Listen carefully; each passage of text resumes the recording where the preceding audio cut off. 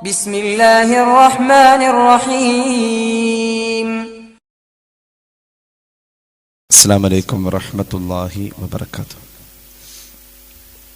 بسم الله والحمد لله والصلاة والسلام على أشرف رسول الله وعلى آله الفائزين برضا الله أما بعد. പ്രിയമുള്ളവരെ, അല്ലാഹു തആല നമ്മുടെ സംഗമം സ്വീകരിക്കട്ടെ. നമ്മുടെ പാപങ്ങൾ അല്ലാഹു പുറത്തു തരട്ടെ. രോഗങ്ങൾ അല്ലാഹു ശിഫയാക്കട്ടെ. മരണപ്പെട്ടവരുടെ ഖബർ അല്ലാഹു സന്തോഷത്തിലാക്കട്ടെ. തെറ്റുകുറ്റങ്ങൾ അവർക്ക് നമുക്കും അല്ലാഹു നിരുപാധികം മാപ്പാക്കി തരട്ടെ.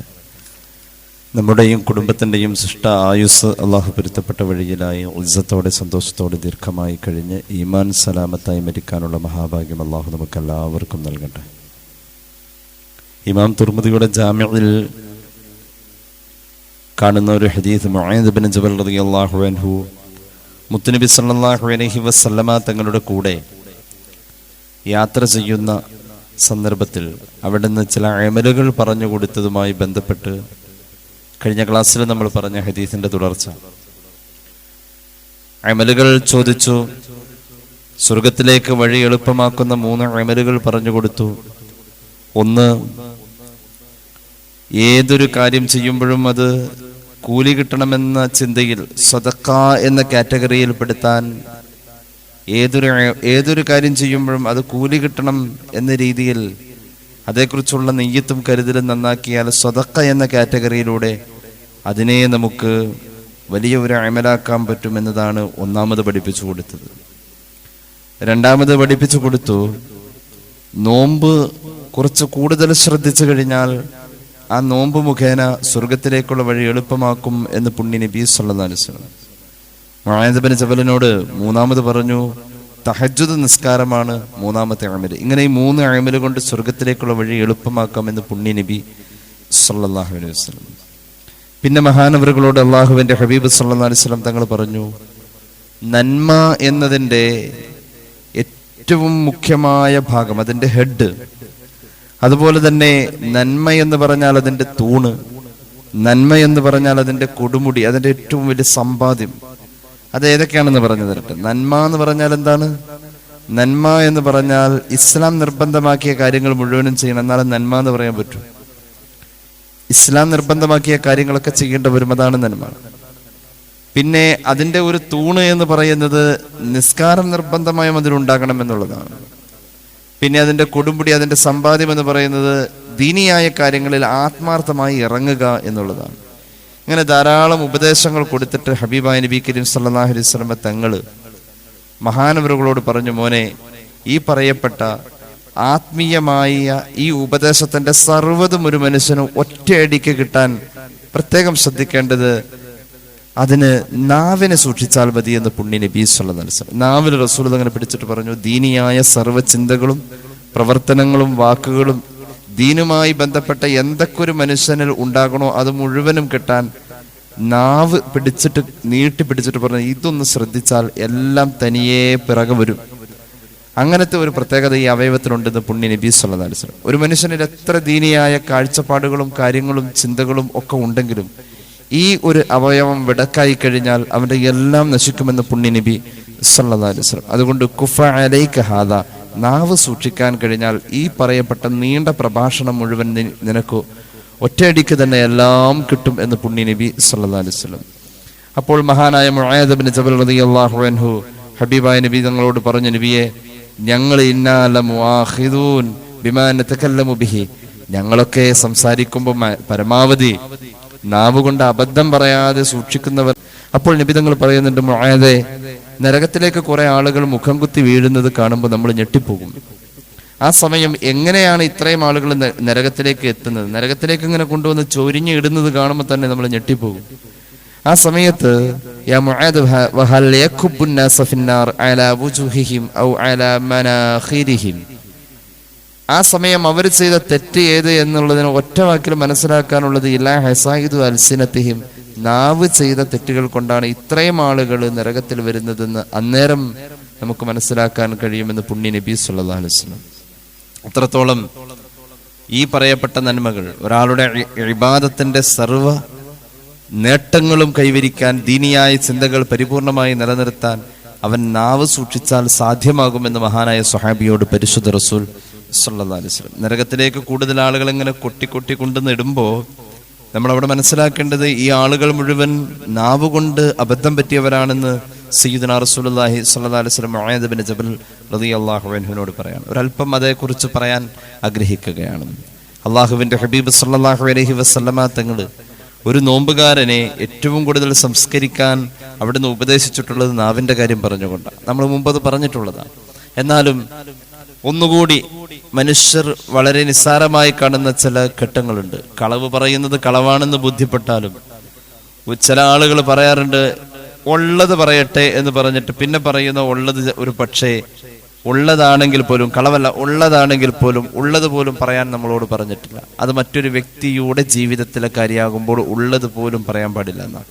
പൊതുവെ ഉള്ളതേ പറയാവൂ, ഇല്ലാത്തത് പറയാൻ പാടില്ല, സത്യമേ പറയാവൂ. പക്ഷെ ആ സത്യം പറയുന്നത് പോലും മറ്റൊരാളുടെ വ്യക്തി ജീവിതത്തിലെ കാര്യമാണ് എങ്കിൽ അത് പാടില്ല എന്ന് പരിശുദ്ധ റസൂൽ സല്ലല്ലാഹു അലൈഹി വസല്ലം പഠിപ്പിച്ചിട്ടുണ്ട്. ഒരാള് മുനാഫിഖാണെങ്കിൽ ആ മുനാഫിഖിൽ അള്ളാഹു കൊടുക്കാത്ത 5 കാര്യങ്ങളുണ്ട്. മുനാഫിഖാണെങ്കിൽ ഈ 5 കാര്യം കിട്ടൂല. മുനാഫിഖിന് അള്ളാഹു കൊടുക്കാത്ത 5 കാര്യം: അൽ ഫിഖ്ഹു ഫിദ്ദീൻ, ദീനിലെ കർമ്മശാസ്ത്ര നിയമങ്ങളെ അതിന്റെ കറകളഞ്ഞ രീതിയിൽ പഠിക്കാൻ ഒരു മുനാഫിക്കിന് അള്ളാഹു കഴിവ് കൊടുക്കൂല. ദീനിലുള്ള കർമ്മശാസ്ത്ര ഫിഖ്ഹിന്റെ മസ്അലകൾ കറകളഞ്ഞ രീതിയിൽ പഠിക്കാൻ ഒരിക്കലും ഒരു മുനാഫിക്കിന് കഴിയില്ല. ഒന്നാമത്തെ കാര്യം അതാണ്. രണ്ടാമത് പുണ്യനബി സല്ലല്ലാഹു അലൈഹി വസല്ലം പറഞ്ഞു, മുനാഫിക്കിന് അള്ളാഹു കൊടുക്കാത്ത രണ്ടാമത്തെ കാര്യം വൽ വറഉ ഫിൽ ലിസാൻ, നാവ് കൊണ്ട് വർത്താനം പറയുന്നിടത്ത് സൂക്ഷ്മത പുലർത്താൻ ഒരിക്കലും മുനാഫിക്കിന് കഴിയൂല എന്ന് പുണ്യനബി സല്ലല്ലാഹു അലൈഹി വസല്ലം. മൂന്നാമത്തേത് മുനാഫിക്കിന് കഴിയാത്ത മൂന്നാമത്തെ കാര്യം വത്തബസ്സുമു ഫിൽ വജ്ഹ്, ഒരു നിറഞ്ഞ പുഞ്ചിരി, ഒരു ആത്മാർത്ഥമായ പുഞ്ചിരി ഒരിക്കലും ഒരു മുനാഫിക്കിന്റെ മുഖത്ത് ഉണ്ടാവില്ലെന്ന് നമ്മൾ പറയാറുണ്ട്. അവന്റെ മോന്തോ നോക്കി അറിയില്ലേ, അവനൊന്നും ചിരിക്കണമില്ല. മുനാഫിക്കിന്റെ അടയാളമായിട്ട് നമ്മൾ തന്നെ പറയാറുണ്ട്. ഒരു നിറഞ്ഞ പുഞ്ചിരി, ആത്മാർത്ഥമായ സ്നേഹത്തിന്റെ പുഞ്ചിരി ഒരിക്കലും ഒരു മുനാഫിക്കിന്റെ മുഖത്ത് വിടരില്ലെന്ന് പുണ്യനബി സല്ലല്ലാഹു അലൈഹി വസല്ലം. നാലാമത് പറഞ്ഞു വന്നൂറു ഫിൽ ഖൽബ്, മുനാഫിക്കിന്റെ ഹൃദയത്തിൽ അള്ളാഹു വെളിച്ചം കൊടുക്കൂല. എന്ത് നന്മ ചെയ്താലും ആ നന്മ കൊണ്ട് അവന്റെ ഹൃദയത്തിൽ അള്ളാഹു വെളിച്ചം കൊടുക്കൂല എന്ന് പുണ്യനബി സല്ലല്ലാഹു അലൈഹി വസല്ലം. അഞ്ചാമത്തേത് വൽ മവദ്ദത്തു ഫിൽ മുസ്ലിമീൻ, മുസ്ലിമീങ്ങളോട് സ്നേഹം ഉണ്ടാവില്ല മുനാഫിക്കിന്. അവനിപ്പോ എല്ലാവരും ഒരുപോലെയാണ്. മുസ്ലിമീങ്ങളോട് ഒരു പ്രത്യേക സ്നേഹം നമുക്ക് എല്ലാവർക്കും ഉണ്ട്. അങ്ങനെ ആ ഒരു സ്നേഹം എന്തായാലും മുനാഫിക്കിന്റെ ഹൃദയത്തിൽ അള്ളാഹു കൊടുക്കില്ല എന്ന് പുണ്യനബി സല്ലല്ലാഹു അലൈഹി വസല്ലം. ആ രീതിയിലാണ് നാവിന്റെ കാര്യം ഇവിടെ പ്രത്യേകം പറഞ്ഞു. നാവിന് സൂക്ഷ്മത കിട്ടാത്തത് മുനാഫിക്കിനാണെന്ന് പരിശുദ്ധ റസൂൽ സല്ലല്ലാഹു അലൈഹി വസല്ലം.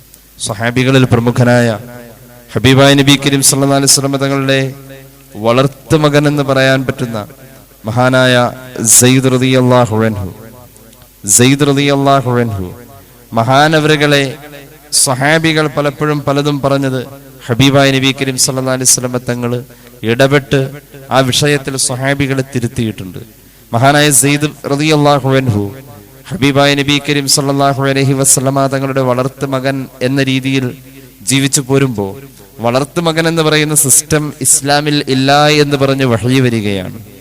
അതുവഴി ആ മഹാനെ ഹബീബായ നബി കരീം സല്ലല്ലാഹു അലൈഹി വസല്ലം സ്നേഹത്തോട് ഒരുപാട് ചേർത്ത് പിടിച്ചു. മറ്റു പല അംഗീകാരങ്ങളും കൊടുത്തു സെയ്ദിന്. സെയ്ദിന്റെ മകൻ സാബിത്തിന് അള്ളാഹുവിന്റെ ഹബീബ് സല്ലല്ലാഹു അലൈഹി വസല്ലം പേരക്കുട്ടികൾക്ക് കൊടുത്ത സ്ഥാനം തന്നെയാണ് കൊടുത്തത്. വളർത്തു മകൻ എന്ന് പറയുന്ന സിസ്റ്റം ഇസ്ലാമിൽ ഇല്ല എന്നതിന്റെ പേരിൽ സെയ്ദിനെ പലപ്പോഴും മാറ്റി നിർത്തേണ്ടി വന്നപ്പോഴും മറ്റു പല കാര്യങ്ങളിലും സ്വഹാബികൾ അദ്ദേഹത്തെ വിമർശിക്കാതെയും കുറ്റപ്പെടുത്താതിരിക്കാനും വേണ്ടി നബി തങ്ങൾ പ്രത്യേക സ്നേഹം കൊണ്ടും പരിഗണന കൊണ്ടും ചേർത്ത് പിടിച്ചു. ഈ രീതിയിൽ സ്വഹാബികളുടെ ഇടയിൽ പോലും ഒരു തെറ്റായ സംഭാഷണങ്ങൾ വരാതെ അള്ളാഹുവിന്റെ ഹബീബ് സല്ലല്ലാഹു അലൈഹി വസല്ലം തങ്ങൾ കൃത്യമായി ഇടപെട്ടിട്ടുണ്ട്. ഞാനൊരു ഹദീസ് പറയാം. പുണ്യനബി സല്ലല്ലാഹു അലൈഹി വസല്ലമ തങ്ങളോട് സ്വഹാബികൾ ചോദിക്കുന്നത് ഗീബത്തിനെ പറ്റി. ഗീബത്ത് പറയുന്നതുമായി ബന്ധപ്പെട്ട് നബി തങ്ങൾ ചോദിക്കുന്നുണ്ട് സ്വഹാബികളോട്, ഗീബത്ത് എന്ന് പറഞ്ഞാൽ എന്താണെന്നറിയോ? ഇല്ല നബിയെ, അങ്ങ് പറഞ്ഞു തന്നാലും. ഗീബത്ത് എന്ന് പറഞ്ഞാൽ അങ്ങ് പറഞ്ഞാലും ഞങ്ങൾക്കറിയില്ല. അതായത് നമ്മൾ മനസ്സിലാക്കിയ പോലെയാണോ ഗീബത്ത് എന്നത് അറിയില്ല. റസൂലുള്ളാഹി തന്നെ പറയാൻ സ്വഹാബികൾ പറഞ്ഞു. അപ്പൊ അവിടുന്ന് പറഞ്ഞു, ഇദാ ദക്കർത അഖാക ബിമാ യക്റഹു ഫഖദ് ഗത്തബതഹു, അവൻ കേൾക്കാതെ പറഞ്ഞാൽ ഗീബത്ത് തന്നെയാണ്. നിന്റെ സഹോദരന് നീ ആ പറയുന്ന കാര്യം ഇഷ്ടമല്ലെങ്കിൽ അത് ഗീബത്താണെന്ന് പുണ്യ നബി സല്ലല്ലാഹു അലൈഹി വസല്ലം. അത് കേട്ടിട്ട് പറഞ്ഞാലും കേൾക്കാതെ പറഞ്ഞാലും. അപ്പൊ സ്വഹാബികൾ പറഞ്ഞു, ഉള്ളതല്ലേ നബിയെ ഞങ്ങൾ പറയുന്നത് എങ്കിൽ അത് ഗീബത്താവോ? ഉള്ള കാര്യമല്ലേ പറഞ്ഞത്, അത് ഗീബത്താവോ? അപ്പൊ അവിടുന്ന് പറഞ്ഞു, ഉള്ളതാണെങ്കിലും ഗീബത്ത് തന്നെയാണ്. ഉള്ളതാണെങ്കിലും ഗീബത്താണ്. പക്ഷേ ഉള്ളത് പറയുമ്പോ അവൻ കേട്ടാലും കേട്ടില്ലെങ്കിലും ഗീബത്താണ്. അവന് ഇഷ്ടമല്ല എന്നത് മാത്രമാണ് അവിടെ മാനദണ്ഡമുള്ളൂ. ആ പറയുന്നത് അവന് ഇഷ്ടമല്ല എങ്കിൽ അത് പറയാനേ പാടില്ല.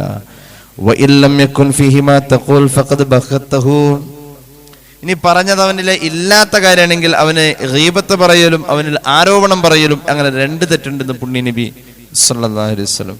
അത്രത്തോളം ഈ വിഷയത്തിൽ ഹബീബായ നബി കരീം സല്ലല്ലാഹു അലൈഹി വസല്ലം തങ്ങൾ ഇടപെട്ടിട്ടുണ്ട്. റമളാൻ ഒരു മനുഷ്യനെ സംസ്കരിക്കുന്ന ഇടങ്ങൾ എന്ന് പറയുന്നത് ഈ പരദൂഷണ സംസാരങ്ങളിൽ നിന്നും കൂടി ആവണം. ഹബീബായ നബി കരീം സല്ലല്ലാഹു അലൈഹി വസല്ലം തങ്ങളുടെ മുന്നിൽ ഒരിക്കൽ ഒരു സ്ത്രീ വന്നപ്പോ അവരെ കുറിച്ച് സയ്യിദത്തുനാ ഉമ്മുന ആയിഷ റളിയല്ലാഹു അൻഹ പറയുകയാണ്, നബിയെ, ആ പെണ്ണ് വന്നു പോയല്ലോ, അവളാകട്ടെ എന്തൊരു പൊക്കം കുറവാണ്, ഉയരം കുറഞ്ഞൊരു പെണ്ണാണല്ലോ, എന്തൊരു ഉയരം കുറഞ്ഞ പെണ്ണാണ്, ഇത്രയും പൊക്കം കുറഞ്ഞ ആളുകളുണ്ടോ എന്ന് ആയിഷ റളിയല്ലാഹു അൻഹ പുണ്യ നബിയോട് ചോദിച്ചപ്പോ ഹബീബായ നബി തങ്ങൾ പറഞ്ഞു, പെണ്ണെ, നീ ഇപ്പൊ പറഞ്ഞത് ഗീബത്താണെന്ന് പുണ്യ നബി സല്ലല്ലാഹു അലൈഹി വസല്ലം. ആ പെണ്ണെന്ത് പൊക്കം കുറവാ നബിയെ? അങ്ങനെ പറഞ്ഞു. ആ വന്ന ആള്, ഞാൻ ആദ്യമായിട്ട് ഇത്രയും പൊക്കം കുറഞ്ഞ ഒരാളെ കാണുന്നത്. അപ്പൊ ഐഷബിയോട് റസൂൽ പറഞ്ഞു, അതുപോലും ഗീബത്താണെന്ന് പരിശുദ്ധ റസൂൽ സല്ലല്ലാഹു അലൈഹി വസല്ലം. അപ്പൊ ഐഷബി പറഞ്ഞു, മാ ഖുൽതു ഇല്ലാ മാ ഫിഹാ, നബിയെ, ഞാൻ ആ പറഞ്ഞത് അവളിൽ ഉള്ള കാര്യമാണല്ലോ, ഞാൻ ഇല്ലാത്തതൊന്നും പറഞ്ഞില്ലല്ലോ. ദക്കർതി അഖ്ബഹ മാ ഫിഹാ, ഉള്ളതാണ് പറഞ്ഞതിൽ പോലും അത് അവൾക്ക് വിഷമം ഉണ്ടാവണ വർത്താന പൊക്കം കുറവാണെന്ന് ആര് പറഞ്ഞാലും. അതുകൊണ്ട് അത് വേണ്ട മോളെ എന്ന് പുണ്യ നബി സല്ലല്ലാഹു അലൈഹി വസല്ലം. അപ്പൊ ഗീബത്തിന്റെ നിരോധനവുമായി ബന്ധപ്പെട്ടിട്ടുള്ള ആദ്യ സന്ദർഭത്തിലാണ് ഇത്തരം സംഭാഷണങ്ങൾ സ്വഹാബികളുടെ ഇടയിൽ, ആയിഷ റളിയല്ലാഹു അൻഹയെ പോലെയുള്ളവരുടെ ഇടയിൽ അനുഭവപ്പെട്ടിട്ടുള്ളത്. ഇനി കേട്ടോളൂ, മഹാന്മാരായ പൂർവികരായ സലഫുസ് സാലിഹീങ്ങൾ, മുത്തഖദ്ദിമീങ്ങളായ മഹത്തുക്കൾ അവർ പറയാറുണ്ടല്ലോ, കുൽത്ത ഇന്ന ഫുലാനൻ സൗബുഹു ഖസീർ ഔ സൗബുഹു തവീൽ യകൂനു ഗീബത്താ. നമ്മൾ ഒരാളെ പറ്റി പറയാണ്, ആളെയല്ല പറഞ്ഞത്, ആളിട്ട ഡ്രസ്സ് ഇത്തിരി ഇറക്കം കൂടുതലായിരുന്നു, ആള് ഇട്ട ഡ്രസ്സ് ഇത്തിരി നിറം കൂടുതലായിരുന്നു, മൂപ്പരിട്ട ഡ്രസ്സ് അത്ര പോരായിരുന്നു. ആരെ ഇപ്പൊ പറഞ്ഞത്? യഥാർത്ഥത്തിൽ വ്യക്തിയെ അല്ല പറഞ്ഞത്, അയാളുടെ ശരീരത്തിലിട്ടിരിക്കുന്ന ആ ഡ്രസ്സിനെ പറഞ്ഞത്. അത് പറഞ്ഞാൽ പോലും ആ വ്യക്തിയെ പറഞ്ഞ പോലെ എന്ന് മഹാന്മാരായ പൂർവികരായ മഹത്തുക്കൾ ഗീബത്തിനെ വിലയിരുത്തിയിട്ടുണ്ട്. അങ്ങനെയാണ്. അപ്പൊ നോമ്പുകാരനെ സംരക്ഷിക്കേണ്ട ഒരു പ്രധാന ഇടം ഗീബത്തിന്റെ പരിസരമാണ്. എന്തിനാണ് ഞാനിത് പറഞ്ഞത്? സഹാബിയായ മഹാനായ മുആദ് ഇബ്നു ജബലിനോട് റസൂലുള്ളാഹി സ്വല്ലല്ലാഹു അലൈഹി വസല്ലം തങ്ങൾ കൊടുത്ത ഉപദേശങ്ങളിൽ നാവിനെ സൂക്ഷിക്കാൻ കഴിയുന്നില്ല എന്നത് മുനാഫിഖാണെന്നതിന്റെ അടയാളമാണെന്ന് പരിശുദ്ധ നബി സ്വല്ലല്ലാഹു അലൈഹി വസല്ലം. അപ്പൊ ജീവിതത്തിൽ അതൊരു മാറ്റം വരുത്താനുള്ള ഒരു സന്ദർഭമാണ് പരിശുദ്ധ റമളാൻ. മഹാനായ അബൂ സഈദ് അൽ ഖുദ്രി റളിയല്ലാഹു അൻഹു പറയുന്നു, സമിഅ്തു നബിയ സ്വല്ലല്ലാഹു അലൈഹി വസല്ലം യഖൂൽ, അല്ലാഹുവിന്റെ ഹബീബ് പറയുന്നത് ഞാൻ കേട്ടിട്ടുണ്ട്, ലൈലത്തു ഉസ്രിയ ബി ഇല സമാഇ മറർതു ബിഖൗമിൻ യഖ്തഉൽ ലഹമ മിൻ ജുനൂബിഹിം. ഞാൻ മിഅ്റാജിന്റെ യാത്രയിൽ ഒരു ഭീകരമായ അനുഭവം ഞാൻ ഒരു അവസ്ഥ കണ്ടു. ചില ആളുകൾ അവരുടെ ശരീരത്തിന്റെ ഒരു ഭാഗം ഇങ്ങനെ മൂർച്ചയുള്ള പിച്ചാത്തി കൊണ്ട് മുറിച്ചെടുത്തിട്ട് അവർ തന്നെ അത് സ്വന്തം തിന്നാണ്. അങ്ങനത്തെ ഒരു കാഴ്ച. സ്വന്തം ശരീരത്തിന്റെ മാംസഭാഗം കത്തികൊണ്ട്, മൂർച്ചയുള്ള ആയുധം കൊണ്ട് മുറിച്ചെടുത്തിട്ട് അവർ തിന്നുന്നു. അവർ തിന്നുന്ന നേരത്ത് അവരെ ശകാരിക്കുന്നുണ്ട്. ആരോ അവരെ ശകാരിക്കുന്നുണ്ട്. കുലൂ മാ കുന്തും തഅകുലൂന മിൻ ലഹ്മി അഖീകും, ഭൂമിയിലെ നിങ്ങളുടെ സഹോദരന്മാരുടെ മാംസം തിന്ന പോലെ ഇപ്പോൾ നിങ്ങൾ നിങ്ങളുടെ മാംസങ്ങൾ അതിന് പകരം തിന്ന് വിശപ്പ് തീർക്കണേ എന്ന മനുഷ്യരോട് അവിടെ വെച്ച് വിളിച്ചു പറയുകയും ചെയ്യും. അപ്പൊ വീണ്ടും അവർ ശരീരം മുറിക്കും. എന്നിട്ടോ ആർത്തിയോടുകൂടെ സ്വന്തം മാംസം തിന്നും. ഞാൻ ഒരൽപ്പം നേരം അവിടെ നിന്നുപോയി. എന്നിട്ട് ചോദിച്ചു, യാ ജിബ്രീൽ മൻ ഹൗലാ, ആരാണ് ജിബ്രീലെ ഈ വിഭാഗം? ജിബ്രീൽ അലൈഹിസ്സലാം പറഞ്ഞു, ഹഉലാഇ മിൻ ഉമ്മത്തിക്കൽ ഹമ്മാസൂനൽ ലമ്മാസൂൻ യഅനിൽ മുത്തഗാബീൻ മുഗ്തബീൻ. നബിയെ, ഇവരാരാണെന്നറിയോ? അങ്ങയുടെ സമൂഹത്തിൽപ്പെട്ടവരാണ്. ഇവരുടെ പ്രശ്നം എന്താണെന്ന് വെച്ചാൽ ഇവര് ആളുകളെ കുത്തുവാക്ക് പറയും, താങ്ങിപ്പറയും, ചേർത്ത് പറയും, കൊള്ളിച്ചു പറയും. അത് ഗീബത്തിന്റെ പരിഗണനയിൽ അല്ലാഹു വെച്ചത് കൊണ്ടാണ്. കുത്തുവാക്ക് പറഞ്ഞത് പോലും ഗീബത്തിന്റെ പരിഗണനയിലേക്കാം. ചില സന്ദർഭങ്ങളിലെ കളവ് പറയൽ പോലും ഗീബത്തിന്റെ പരിഗണനയിലാണ്. ഗീബത്ത് എന്ന് പറഞ്ഞാൽ നാവ് കൊണ്ടൊരു മനുഷ്യന് സംഭവിക്കുന്ന ഏറ്റവും വൃത്തികെട്ട തെറ്റാണ്. ഇനി കേട്ടോളൂ, ഗീബത്തിന് നമീമത്തിനേക്കാളും ഗൗരവം കൂടി ഒരു കാര്യമായിട്ട് വരാറുണ്ട്. എപ്പോഴാ? ഇൽമിന്റെ അഹലുകാരെ ഗീബത്ത് പറഞ്ഞു കഴിഞ്ഞാൽ അത് വൻപാപമാണെന്ന് മഹാന്മാർ പഠിപ്പിച്ചിട്ടുണ്ട്. ഇൽമിന്റെ അഹലുകാര്, നല്ല സാലിഹീങ്ങളായ മനുഷ്യന്മാര്, അവരുടെ ഗീബത്ത് പറഞ്ഞാൽ അത് സാധാരണ ഗീബത്തല്ല, അത് അള്ളാഹ് പൊറുക്കാത്ത പാപമാണ്, വൻപാപമാണ്. ഒരു വലിയ കടാണ് ഗീബത്ത്. എല്ലാം പൊരുത്തപ്പെടിയിക്കണം. ആ കൂട്ടത്തില് നമ്മുടെ ദുആക്ക് ഇജാബത്ത് കിട്ടണമെങ്കിൽ നമ്മൾ ഇവരെ കൊണ്ടും പൊരുത്തപ്പെടിയിക്കേണ്ടി വരും. എവിടെ നിന്നൊക്കെ ആരുടെയൊക്കെ ഗീബത്ത് പറഞ്ഞു എന്ന് ഒരു കയ്യും കണക്കൂല. എന്നാൽ അറ്റ്ലീസ്റ്റ് ദുആ ഇറക്കുമ്പോ, പടച്ചവനെ, ഞാൻ ആരുടെയൊക്കെ ഗീബത്ത് പറഞ്ഞിട്ടുണ്ടോ അവർക്ക് നീ പൊറുക്കണേ എന്ന് ആത്മാർത്ഥമായി പറയണം. അപ്പൊ അള്ളാഹു അവർക്ക് പൊറുക്കും. അവർക്ക് പൊറുക്കുമ്പോ അവർക്ക് ഈ പൊറുക്കൽ എങ്ങനെ സംഭവിച്ചു എന്നത് മഹ്ശറയിൽ ബോധ്യപ്പെടുമ്പോൾ നമ്മൾ ദ്വാരുന്നത് കൊണ്ട് അവരുടെ തെറ്റുകൾ അള്ളാഹു പുറത്തുനിന്ന് ബോധ്യപ്പെടും. ആ സമയം അവര് നമ്മളോട് പൊരുത്തപ്പെടും. ആ ഒരു സിസ്റ്റമാണ് ഈ വിഷയത്തിൽ നമുക്ക് ഉപയോഗിക്കാനുള്ള ഒരു പ്രധാന സിസ്റ്റം. പരമാവധി പൊരുത്തപ്പെടണം എന്ന് പറയാൻ പറ്റുന്നവരോടൊക്കെ അങ്ങനെ പറയാം. എന്നിട്ട് അത് ആവർത്തിക്കാതിരിക്കുക. ഏതൊക്കെ ലോകത്തെ ആരുടെയൊക്കെ ഗീബത്ത് ഏത് കാലത്ത് പറഞ്ഞു എന്നുള്ള ഓർമ്മയും കണക്കൊന്നുമില്ലെങ്കിൽ നമ്മൾ മനസ്സിലിങ്ങനെ കരുതാം, പടച്ചോനെ, ഞാൻ ഒരുപാട് പേരുടെ ഗീബത്ത് പറഞ്ഞിട്ടുണ്ട്, അവർക്കൊക്കെ നീ പുറത്തു കൊടുക്കുക, അത് കാരണം നീ എനിക്ക് പുറത്തു തരണേ. അവർക്ക് പുറത്തു കൊടുക്കണമെന്ന് അവരില്ലാത്തപ്പോൾ ആത്മാർത്ഥമായി നമ്മൾ പറഞ്ഞു കഴിഞ്ഞാൽ ഉറപ്പായിട്ടും അള്ളാഹു അത് പുറത്തു കൊടുക്കും. ഒരാളുടെ അസാന്നിധ്യത്തിൽ അയാൾക്ക് വേണ്ടി ചെയ്യുന്ന ദുആ ഇജാബത്തുള്ളതാണ്. അവരാരൊക്കെയെന്ന് നമുക്കറിയില്ല.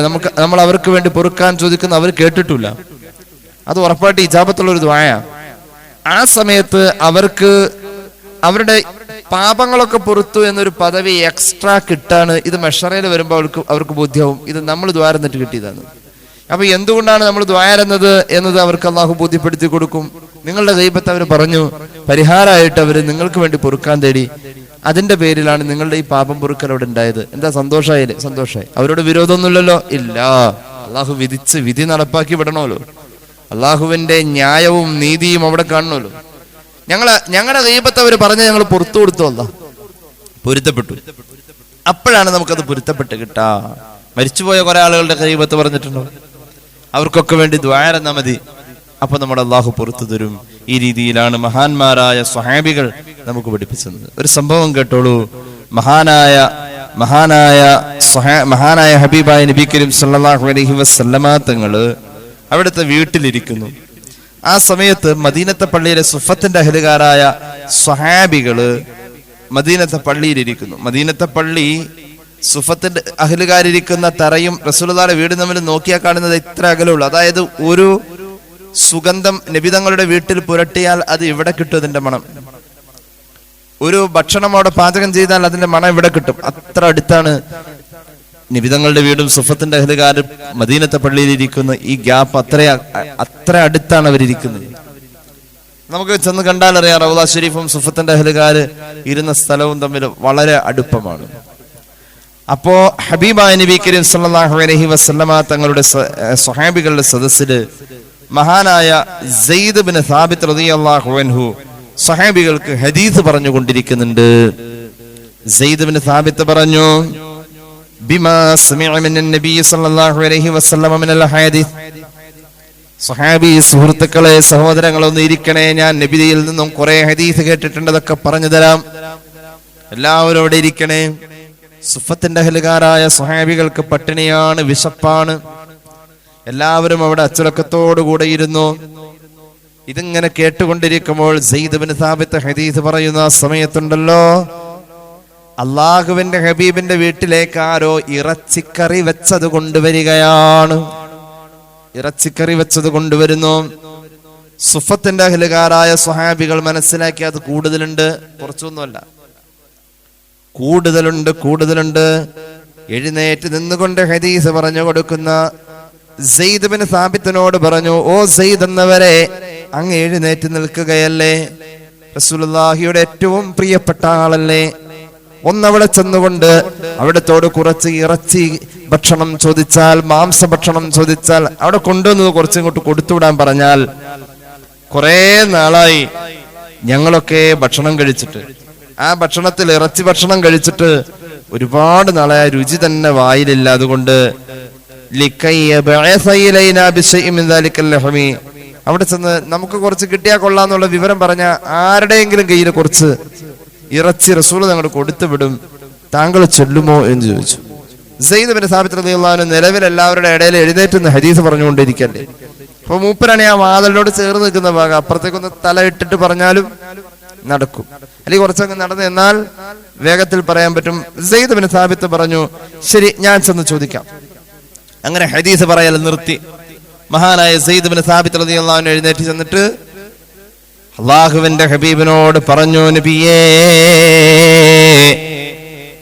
ഞങ്ങൾ സഹാബികൾ ഇറച്ചി ഭക്ഷണം കഴിച്ചിട്ട്, മാംസഭക്ഷണം കഴിച്ചിട്ട് കുറെ ദിവസമായി എന്തെങ്കിലും തന്നയച്ചാലും അള്ളാഹുവിന്റെ ഹബീബ് സല്ലല്ലാഹു അലൈഹി വസല്ലമ തങ്ങള് സെയ്ദ് ബിൻ സാബിത്ത് റളിയല്ലാഹു അൻഹു വന്നപ്പോ അടുത്തേക്ക് ചേർത്ത് നിർത്തി. എന്നിട്ട് പറഞ്ഞു, സെയ്ദ് ബിൻ സാബിത്ത് എന്നവരെ, അവിടെ ഇറച്ചിയുടെ ആവശ്യമില്ലല്ലോ. എല്ലാവരുടെയും പല്ലിന്റെ ഇടയിൽ പോലും ഇറച്ചി തിന്നതിന്റെ കഷ്ണങ്ങൾ കയറിയിരിക്കുന്നത് ഞാൻ കാണുന്നുണ്ടല്ലോ. എന്താ സംഭവം? സെയ്ദ് ബിൻ സാബിത്ത് ഇവിടുന്ന് അങ്ങോട്ട് നടന്നു പോയ ഗ്യാപ്പില് ഈ സദസ്സ് നിശബ്ദമായല്ലോ. അപ്പൊ ചിലരിങ്ങനെ പറയാൻ തുടങ്ങി. സെയ്ദ് ബിൻ സാബിത്ത് എഴുന്നേറ്റ് പോയപ്പോ അവിടെ ചിലര് പറയാൻ തുടങ്ങി, സെയ്ദ് ബിൻ സാബിത്തിനെ പറയാൻ തുടങ്ങി. എന്താ അവര് പറഞ്ഞതെന്നറിയോ? ഖദ് ലഖിയ നബിയ ഇന്ന സയ്യിദൻ ഖദ് ലഖിയ നബിയ സല്ലല്ലാഹു അലൈഹി വസല്ലം മിസ്ല മാ ലഖീന ഫകൈഫ യജ്ലിസു വയുഹദ്ദിസുന. ആ പോണ സെയ്ദ് ബിൻ സാബിത്ത് ഇപ്പൊ നബിയിൽ നിന്നും കേട്ട കുറെ ഹദീസ് നമുക്ക് പറഞ്ഞുതരാന്ന് പറഞ്ഞല്ലോ. നമ്മളൊക്കെ അത് കേട്ടതൊക്കെ തന്നെയാണ് മൂപ്പര് പറയണത്. നമ്മളെപ്പോലെ തന്നെ നബിയുടെ കൂടെ അദ്ദേഹം ഇരുന്നിട്ടുള്ളൂ. പിന്നെ അദ്ദേഹം കേട്ടു എന്ന് പറഞ്ഞിട്ട് പ്രത്യേകം പറഞ്ഞെന്ന് ഞങ്ങൾ ഈ ആളെ മെനക്കെടുത്തുന്ന പരിപാടി ഇതൊക്കെ ഞങ്ങൾക്ക് അറിയാവുന്നതന്നെ. അങ്ങനെ വർത്താനുണ്ടല്ലോ. ആ മൂപ്പരിപ്പോ എന്താ പുതിയത് പറയാനാണെന്ന് ഓർത്താണ് എല്ലാവരും അവിടെ ഇരുന്ന് കൊടുത്തത്. മൂപ്പരോട് പോയി കഴിഞ്ഞപ്പോ പറഞ്ഞു, ഇതിപ്പോ നമ്മളെല്ലാവരും നാളെ കേട്ടതല്ലേ. ഇവൻ പറയുന്നതിലൊരു പ്രത്യേകമായ ഒന്നുമില്ലല്ലോ അങ്ങനെ ഒരു പ്രയോഗം.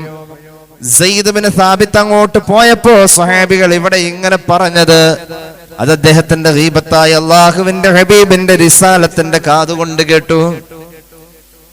അവരോട് സെയ്ദ് ബിൻ സാബിത്ത് എന്നവരവരോട് പറയണേ, അവരുടെ പല്ലിന്റെ ഇടയിൽ സഹോദരന്റെ ഇറച്ചി തിന്നതിന്റെ കഷ്ണം ഇരിപ്പുണ്ട്. അള്ളാഹുവിന്റെ ഹബീബ് സല്ലല്ലാഹു അലൈഹി വസല്ലമ തങ്ങളുടെ മുന്നിൽ നിന്നും സെയ്ദ് ബിൻ സാബിത്ത് വന്നിട്ട് പറഞ്ഞു, റസൂലുള്ളാഹി പറഞ്ഞത് ഇറച്ചി തരാൻ പറ്റൂല, ഇവിടെ ഇറച്ചി തിന്നൽ ഇപ്പൊ കഴിഞ്ഞു എന്നാ പറഞ്ഞത്. ഞങ്ങൾ ആരും ഇറച്ചി തിന്നിട്ടില്ല. ഇതൊക്കെ ഗീബത്ത് പറയുന്നത് നിരോധിച്ചുകൊണ്ടുള്ള ആയത്തുകളും ഹദീസുകളും ഒക്കെ ഇറങ്ങുന്ന ആദ്യ പശ്ചാത്തലങ്ങളാണിത്. അല്ലാതെ സ്വഹാബികൾ കാലത്ത് വൈകുന്നവരോ ഗീബത്ത് പറഞ്ഞവരാണെന്നുള്ളതിനർത്ഥം. ആ നിയമം വരുന്നതിന്റെ ആദ്യ സന്ദർഭങ്ങളാണിത്. സ്വഹാബികൾ പറഞ്ഞു ഇവിടെ ആരും ഇറച്ചി തിന്നിട്ടില്ല. വീണ്ടും സെയ്ദ് ബിൻ സാബിത്ത് അവിടെ ചെന്നു. സഹോദരൻ കൊണ്ടുവന്ന ഇറച്ചി ഒന്നും അവിടെ ആരും കഴിച്ചിട്ടില്ല നബിയെ. സഹോദരൻ കൊണ്ടുവന്നതല്ലെന്നേ, സഹോദരന്റെ ഇറച്ചി തന്നെയാണ്.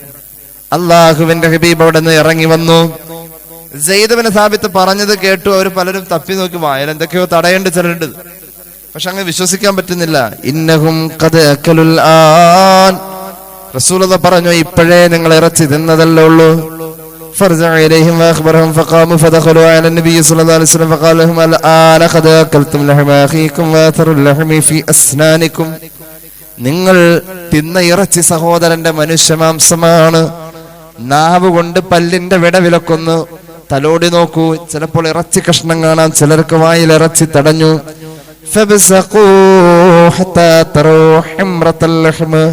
അതുകൊണ്ട് എല്ലാവരും ഒന്ന് പുറത്തു പോയി തുപ്പി നോക്കിയേ. ഇറച്ചി തിന്നതിന്റെ അടയാളവും ചിലപ്പോൾ ബ്ലഡിന്റെ ചുവപ്പ് കളറും കാണാമെന്ന് ഖാല റസൂലുള്ളാഹി. ചിലർ എഴുന്നേറ്റ് ചെന്നുകൊണ്ട് തുപ്പി നോക്കി, ചിലരുടെ ഒന്നും കണ്ടില്ല. മറ്റു ചിലർക്ക് ഇറച്ചി കഷ്ണങ്ങൾ വായിൽ നിന്നും പുറത്തു വരുന്നു. ചിലര് തുപ്പി നോക്കിയപ്പോൾ രക്തക്കറ ഉൾപ്പെടെ പുറത്തേക്ക് വരുന്നു.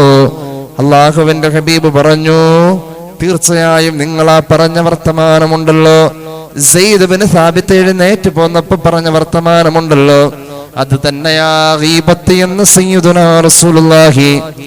അതുകൊണ്ട് ഇനിമേലിൽ നിങ്ങളിത് പറയല്ലേ. ഫത്താബൂ വറജു അൻ ദാലിക വഅതദറു ഇലൈഹി. അവര് അവിടെ വെച്ച് പൊരുത്തപ്പെടിച്ചു സെയ്ദ് ബിൻ സാബിത്തിനെ കൊണ്ട്. എന്നിട്ട് തൗബ ചെയ്തു. പിന്നീട് ഒരിക്കലും സഹാബികൾ ഗീബത്ത് പറഞ്ഞിട്ടില്ല. അപ്പൊ ഗീബത്ത് നിരോധിച്ചു കൊണ്ടുള്ളതായ ഹദീസുകൾ, ആയത്തുകൾ ഇറങ്ങുന്ന ആദ്യ പശ്ചാത്തലമാണ് നമ്മൾ ഈ പറഞ്ഞത്. അതുകൊണ്ട് നോമ്പുകാരനെ സംബന്ധിച്ചിടത്തോളം ഇബ്രാഹിം ഇബ്നു അദ്ഹം റളിയല്ലാഹു അൻഹുവിന്റെ കൊട്ടാരത്തില് ചില സമയത്ത് വിരുന്ന് കൊടുക്കാറുണ്ട്. ഒരിക്കൽ വിരുന്നിന് വിളിച്ചപ്പോ കുറെ ആളുകൾ വന്നു കഴിഞ്ഞപ്പോ വിളമ്പ് തുടങ്ങാൻ പോവാ. വിളമ്പുമ്പോ പത്തിരിയും ഇറച്ചിയുമാണ് കൊടുക്കുന്നത്. അപ്പൊ സ്വാഭാവികമായിട്ട് ആദ്യം എന്താ വിളമ്പ? ആദ്യം പത്തിരി വിളമ്പ. ചോറും കറി വിളമ്പുന്നതിന് മുമ്പ് ആദ്യം പ്രധാന ഭക്ഷണമാണ് വിളമ്പ. അങ്ങനെ മഹാനായ ഇബ്രാഹിം ഇബ്നു അദ്ഹം റളിയല്ലാഹു അൻഹുവിന്റെ കൊട്ടാരത്തില് വിളമ്പല് തുടങ്ങാണ്. ആ സമയം കൊണ്ട് ഇബ്രാഹിം ഇബ്നു അദ്ഹം റളിയല്ലാഹു അൻഹു നോക്കിയപ്പോൾ ആളുകൾ അവിടെ സംസാരം തുടങ്ങിയിട്ടുണ്ട്, എന്തൊക്കെയോ പരിപാടി തുടങ്ങി. അപ്പൊ മഹാനവറുകൾ പറഞ്ഞു, വഅൻതും ബദഅതും ഇന്നല്ലദീന കാനൂ ഖബലനാ കാനൂ യഅകുലൂനൽ ഖുബ്സ ഖബലൽ ലഹ്മി. നമ്മൾ മുമ്പൊക്കെ ഇവിടെ ആളുകൾ ഭക്ഷണം കഴിക്കാൻ വന്നിരിക്കുമ്പോ ആദ്യം പത്തിരിയാണ് കഴിക്കാൻ തുടങ്ങുക, എന്നിട്ട് രണ്ടാമതാണ് ഇറച്ചിയിലേക്ക് കയറാം. നിങ്ങളാവട്ടെ ഇന്ന് വന്നിരുന്നിട്ട് വഅൻതും ബദഅതും ബിൽ ലഹ്മി ഖബലൽ ഖുബ്സി, ഇന്ന് നിങ്ങൾ ഇറച്ചി തിന്നൽ ആദ്യം തുടങ്ങി, അതിനുശേഷം പത്തിരി തിന്നലായല്ലോ എന്ന് പറഞ്ഞു എന്ന. അങ്ങനെയാണ് മഹാന്മാർ അതേക്കുറിച്ച് വിലയിരുത്തിയത്. അള്ളാഹു നമ്മുടെ നാവിന് കാവല് തരട്ടെ. ഇബ്ലീസ് ഏറ്റവും എളുപ്പത്തിൽ വന്ന് കയറുന്ന, വളരെ ഫ്ലെക്സിബിളായി നമ്മുടെ ശരീരത്തിൽ ഇങ്ങനെ ഉപയോഗിക്കാൻ പറ്റുന്ന, ഇബ്ലീസിന് ഇത്രയും സന്തോഷമുള്ള ഒരു അവയവം. ലുക്മാനുൽ ഹക്കീം റളിയല്ലാഹു അൻഹു ആദ്യം പറഞ്ഞ ഒരു തത്വവജസ്, അദ്ദേഹത്തിന്റെ ഒരു പ്രധാന തത്വവജസ്, അദ്ദേഹത്തിന്റെ ഹിക്മത്തിന്റെ വർത്താനം ആദ്യം പറഞ്ഞത് ഒരു വലിയ ഒരു രാജാവിന്റെ ആട്ടിടയനായി ജോലി ചെയ്യുന്ന അദ്ദേഹത്തിന്റെ ആദ്യകാലം.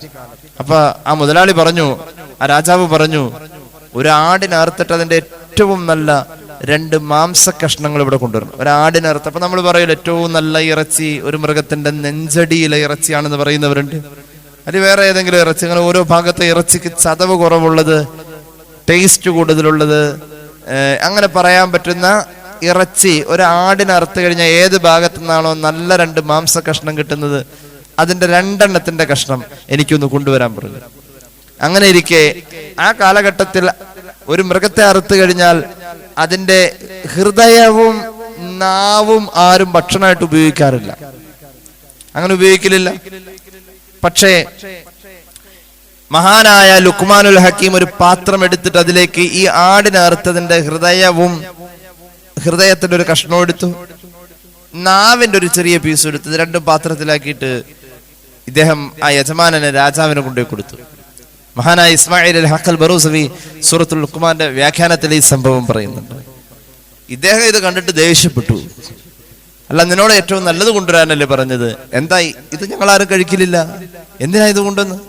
അപ്പൊ ലുഖ്മാൻ പറഞ്ഞു, നന്നാവാന്ന് വെച്ചാൽ ഇത് 2 നന്നായ അത്ര നന്നാവാവുന്ന ഒന്നും വേറെ ഒരു ശരീരത്തിലില്ല, അതുകൊണ്ട് അങ്ങനെ കണക്കാക്കിയപ്പോൾ ഞാൻ ഇത് കൊണ്ടുവരാൻ തീരുമാനിച്ചത്. വെടക്കായാൽ ഇത് 2ഉം വെടക്കായ പോലെ വേറെ ഒന്നും ഇത്ര മോശമാവാനില്ല. അപ്പൊ നന്നായത് എന്ന കണക്കിൽ അങ്ങ് കൂട്ടിയാ ഇത്ര നല്ലത് വേറെ ഇല്ല. ഏത് നന്നായാൽ ഈ നാവും കൽബും നന്നാവുന്ന പോലെ വേറൊന്നും നന്നാവാനില്ല. അങ്ങനെ കണക്കൂട്ടിയപ്പോ ഞാൻ ഇത് കൊണ്ടുവരാനാ നിർബന്ധിതനായത്. രാജാവ് ചിരിച്ചു, യജമാനൻ ചിരിച്ചു പോയെന്ന ലുക്മാൻ ആദ്യം പറഞ്ഞ അദ്ദേഹത്തിന്റെ തത്വവജസ്സിൽ ആദ്യത്തെ വർത്താനം ഇതാണെന്ന് മഹാനായ ഇസ്മായിൽ അൽ ഹഖൽ ബറൂസവി റൂഹുൽ ബയാനിൽ രേഖപ്പെടുത്തുന്നതായി കാണാം. അങ്ങനെയാണ് മഹാന്മാരുടെ ജീവിതത്തിൽ നമുക്ക് കാണാൻ കഴിയുന്നത്. മഹാനായ ഹബീബായ നബി കരീം സല്ലല്ലാഹു അലൈഹി വസല്ലമ തങ്ങൾ പറഞ്ഞു, അർബഉൻ യുഫ്തിറുന സ്വായിമ വയൻഖുദുന അൽവുദൂഅ വയഖ്ദിമുന അൽ അമല. പുണ്യ നബി പഠിപ്പിച്ചു 4 കാര്യങ്ങൾ ഒരാളുടെ ഉളൂഇനെ മുറിക്കും. ആ 4 കാര്യങ്ങൾ ഉണ്ടായാൽ ഒരാളുടെ നോമ്പിനെ മുറിക്കും. ആ 4 കാര്യങ്ങൾ ഉണ്ടെങ്കിൽ ഒരാളുടെ അമലുകളെ പൊളിച്ചു കളയും. ഈ 4 കാര്യം ഉണ്ടായ ഉളൂ എടുക്കല് സുന്നത്താണെന്നല്ല, ഈ 4 കാര്യങ്ങളുടെ ഒളു മുറിയുമെന്നല്ല. യഥാർത്ഥത്തിൽ ആ ഒളു കൊണ്ട് പിന്നെ ചെയ്യുന്ന കാര്യങ്ങൾക്ക് ഒരു ഗുണമില്ലാതെ പോകും. അത്രത്തോളം അതിന്റെ ഒരു ആത്മീയ വശമുണ്ട്. ആ 4 കാര്യങ്ങൾ സംഭവിച്ചു കഴിഞ്ഞാൽ സാധാരണ ഒളു മുറിയുന്ന 4 കാര്യങ്ങളല്ലത്, സാധാരണ നോമ്പ് മുറിയുന്ന കാര്യങ്ങളല്ലത്. നമ്മൾ ഫിഖ്ഹിൽ പഠിച്ച നോമ്പ് മുറിയുന്ന കാര്യങ്ങളിൽ പെട്ടതോ ഒളു മുറിയുന്ന കാര്യങ്ങളിൽ പെട്ടതോ അല്ല. ഏത് അമല് ചെയ്തു വെച്ചാൽ അതിനൊക്കെ ഒറ്റയടിക്ക് തല്ലി പൊളിച്ചു കളയാൻ പറ്റുന്നതാണ് ഈ 4 കാര്യങ്ങളുടെ ഉപയോഗമെന്ന് സയ്യിദുനാ റസൂലുള്ളാഹി സ്വല്ലല്ലാഹു അലൈഹി വസല്ലം. അങ്ങനെ 4 കാര്യം ഒരു മനുഷ്യനെ അള്ളാഹു ചെയ്യാൻ പാടില്ല എന്ന് പറഞ്ഞ് പ്രത്യേകം പറഞ്ഞേൽപ്പിച്ചിട്ടുണ്ട്. ആ 4 കാര്യങ്ങൾ അള്ളാഹുവിന്റെ ഹബീബ് സല്ലല്ലാഹു അലൈഹി വസല്ലം പറഞ്ഞു. ഒന്നാമത്തേത് അൽ ഗീബത്തു, പരദൂഷണം പറയാം, മറ്റൊരാളുടെ കുറ്റം പറയാം. രണ്ടാമത്തേത് അയാളിൽ ഇല്ലാത്തത് തന്നെ പറഞ്ഞുണ്ടാക്കാം, പടച്ചുണ്ടാക്കി പറയാം. മൂന്നാമത്തേത് നുണ പറയല്. നാലാമത്തേത് മറ്റൊരാളുടെ നോക്കാൻ പാടില്ലാത്ത ഒരാള്, നമുക്ക് കാണാൻ പാടില്ലാത്ത ഹറാമാണ് കാണല്. അന്യനായ ആണാവട്ടെ പെണ്ണാവട്ടെ അവരുടെ ഔറത്തിലേക്ക് നോക്കാ. ഈ 4 കാര്യം സംഭവിച്ചാൽ അവരുടെ അമലുകൾ പൊളിയും. അവരുടെ ഒളു കൊണ്ട് ഗുണമില്ല, അവരുടെ നോമ്പ് കൊണ്ട് ഗുണമില്ലെന്ന് സയ്യിദുനാ റസൂലുള്ളാഹി. അത്രത്തോളം അള്ളാഹുവിന്റെ ഹബീബ് സല്ലല്ലാഹു അലൈഹി വസല്ലം തങ്ങൾ ഈ വിഷയത്തിൽ ഇടപെടുന്നുണ്ട്. ഞാൻ വിഷയത്തിലേക്ക് മടങ്ങി വരുന്നു. മഹാനായ മുആദ് ഇബ്നു ജബൽ റളിയല്ലാഹു അൻഹുവിനോട് അള്ളാഹുവിന്റെ ഹബീബ് പറഞ്ഞു, മുആദേ, മുനാഫിഖായ മനുഷ്യന് അള്ളാഹു കൊടുക്കാത്ത കാര്യമാണ് മുആദേ. സൂക്ഷ്മതയുള്ള നാവ് മുനാഫിഖിന് അള്ളാഹു കൊടുക്കൂല. സയ്യിദുനാ റസൂലുള്ളാഹി. സൂക്ഷ്മതയുള്ള നാവ് കിട്ടണം. സൂക്ഷ്മതയുള്ള നാവ് അള്ളാഹു മുനാഫിഖിന് കൊടുക്കൂല. അപ്പൊ മുനാഫിഖാണോ അതിന്റെ അടയാളമാണ് സൂക്ഷ്മതയില്ലാത്ത നാവ്. അള്ളാഹുവിനെ വഴിപ്പെടുന്നോടത്ത് ഏറ്റവും കൂടുതൽ ശ്രദ്ധിക്കേണ്ടത് നാവിനെയാണ്. നമ്മുടെ നാവ് കൊണ്ട് എന്ത് പറയുമ്പോഴും പടച്ചോനെ ഞാനിത് പറയുന്നത് മുഖേന എനിക്ക് കൂലി കിട്ടുമോ, ഈ ഒരു ചിന്ത കൊണ്ടൊരാൾക്ക് നന്നാവാൻ കഴിയുമെന്നാണ് പറഞ്ഞിട്ടുള്ളത്. ആഖിറത്തിലേക്ക് പോകുമ്പോൾ നമ്മൾ യാത്രക്കാരാണ്. ഹജ്ജിന് പോകുന്നവർ ചിലപ്പോൾ ഭക്ഷണം കൊണ്ടുപോവാറുണ്ട്. സർക്കാരിലൊക്കെ പോണ ഒരു ഭക്ഷണം കൊണ്ടുപോകും.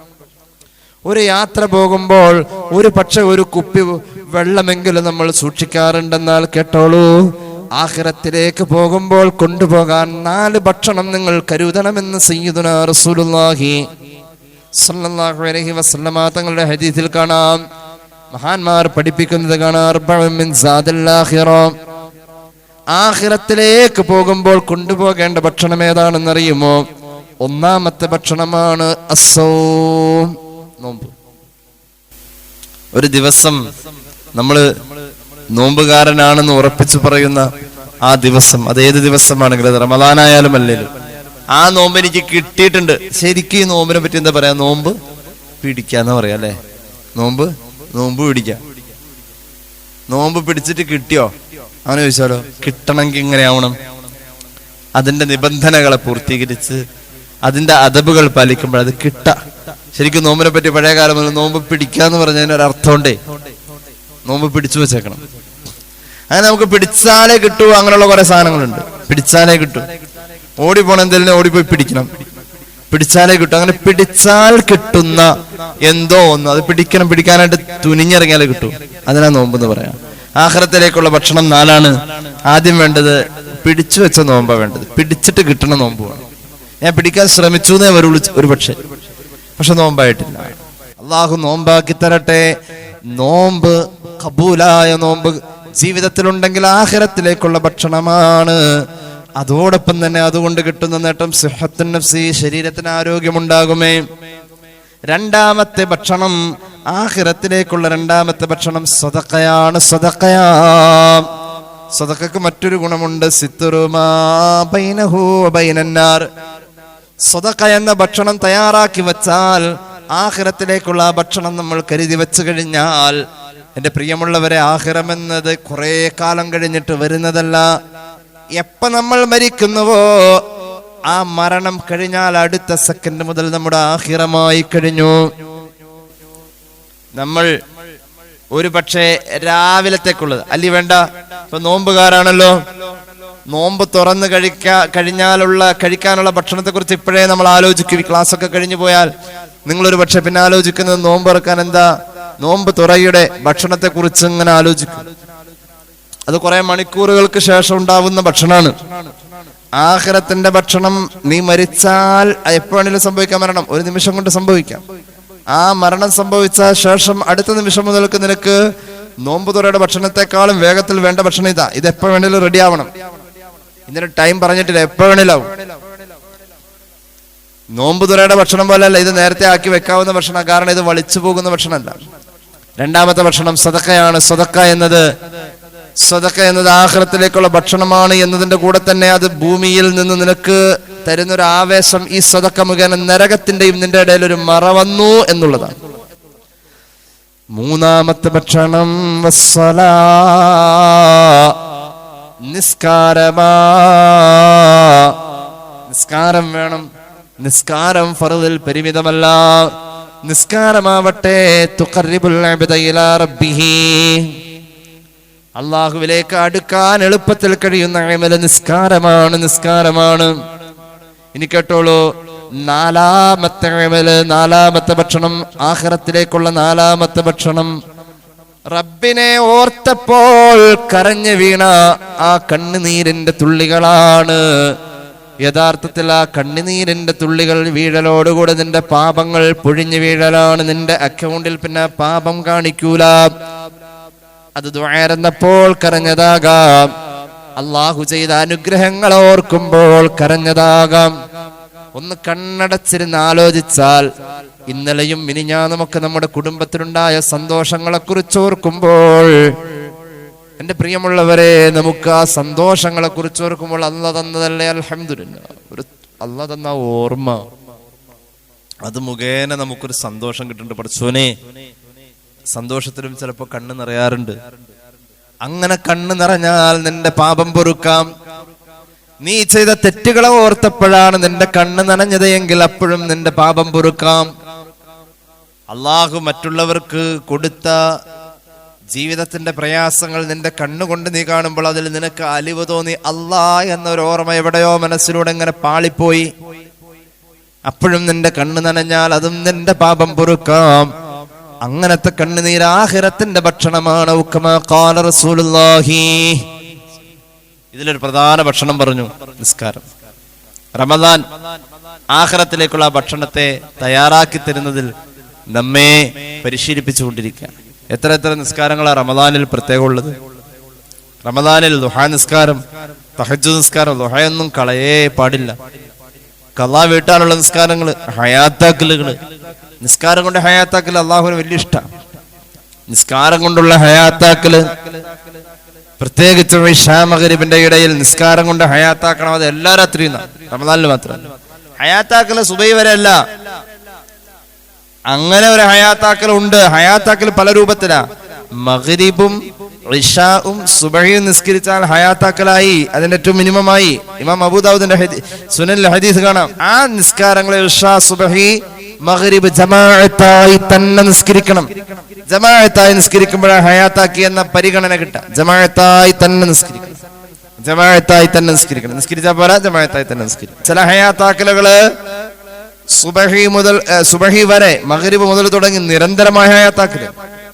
ചില ഹയാത്താക്കല് സുബഹി മുതൽ, മഗ്രിബ് മുതൽ തുടങ്ങി സുബഹി വരെ എന്ന് നിയ്യത്താക്കിയിട്ടുണ്ട്. പക്ഷെ അതിന്റെ ഇടയിൽ ചിലപ്പോൾ ഉറക്കം വന്നപ്പോൾ ഉറങ്ങിയിട്ടുണ്ടാവും, ഭക്ഷണം കഴിച്ചിട്ടുണ്ടാവും, വർത്താനം പറഞ്ഞിട്ടുണ്ടാവും. എന്നാലും ഹയാത്താക്കാൻ തന്നെ തീരുമാനിച്ച നിയ്യത്താക്കി. അങ്ങനെ മഗ്രിബ് മുതൽ സുബഹി വരെ. ചിലത് ഇശാ മഗ്രിബിന്റെ ഇടയിൽ ഹയാത്താക്കിയാലും രാവ് ഹയാത്താക്കി എന്ന പരിഗണന കിട്ടാറുണ്ട്. എന്നാ അതിൽ തീരുന്നല്ല. രാവ് ഹയാത്താക്കി എന്ന പരിഗണന ഇശാ മഗ്രിബിന്റെ ഇടയിൽ ഹയാത്താക്കിയാലും കിട്ടും. എന്തായാലും നിസ്കാരം കൊണ്ട് ഇശാ മഗ്രിബിന്റെ ഇടയിലെ സമയം പൂർത്തീകരിക്കുക എന്നത് അല്പമെങ്കിലും കുറച്ച് നിസ്കരിച്ചു തീർക്കാനുള്ളത് ഒരു കറാഹത്വം കടന്നു വരാത്ത സമയമാണ്. ഇശാ മഗ്രിബിന്റെ ഇടയിൽ കുറച്ച് നിസ്കരിക്കാൻ കഴിയുമെങ്കിൽ, മഹാനായ കണ്ണിയത്ത് ഉസ്താദ് എല്ലാ ദിവസവും അവ്വാബി നിസ്കാരം ഇശാ മഗ്രിബിന്റെ ഇടയിൽ പതിവുള്ള ആളായിരുന്നു. അങ്ങനെ ഒരുപാട് ആളുകളുണ്ട്. അത് വലിയ പ്രബലമായൊരു സുന്നത്ത് നിസ്കാരമാണ് അവ്വാബി നിസ്കാരം. അങ്ങനെ നമ്മുടെ കലാവുള്ള നിസ്കാരങ്ങൾ, കലാവിട്ട ഇതൊക്കെ ഇശാ മഗ്രിബിന്റെ ഇടയിലുണ്ടെങ്കിൽ ഒരുപാട് വേണ്ട, ഒരു 2 റക്അത്ത് എക്സ്ട്രാ അവ്വാബിനെങ്കിലും നിസ്കരിച്ചിട്ട് പോവുക എന്നത് വലിയ പുണ്യമാണ്. റമദാൻ ഇതൊക്കെ പഠിപ്പിക്കാം. റമദാനിൽ പിന്നെ ഉള്ളൊരു പരിപാടിയാണ് തറാവീഹ് നിസ്കാരം.